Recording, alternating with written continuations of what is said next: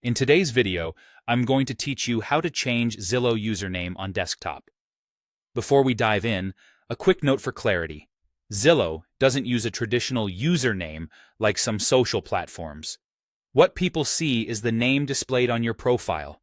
So what we're really doing is updating the name shown on your account, which functions as your public identity across Zillow. Start by opening your desktop browser and heading to Zillow.com. Sign in to your account using your usual login credentials. It's best to do this on a stable connection and a browser you keep up to date, just to make sure everything loads properly.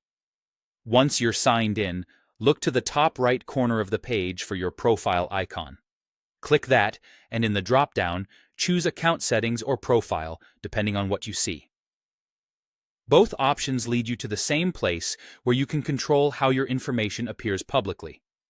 On your profile page, look for an Edit Profile button or a small pencil or edit icon next to your name and basic info. Click that to open the editable fields. Here's where you can change the name that displays on your profile. This is the name others will see when they view your reviews, activity, or profile.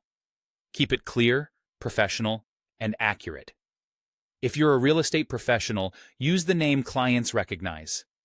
If you're a general user, a straightforward first and last name usually works best. Avoid special characters or emojis, since those can sometimes cause formatting issues or look out of place. After you've made your update, scroll down if needed and click Save or Done to confirm your changes. The button label may vary slightly, but the idea is the same. You're committing the update so it shows on your public profile. Give it a moment to apply. In most cases, it will update quickly across the site. A couple of extra tips to keep in mind. Because Zillow treats this as your display name rather than a unique handle, you don't need to worry about the name being taken. However, keep it consistent with any professional branding you use elsewhere so people can easily recognize you.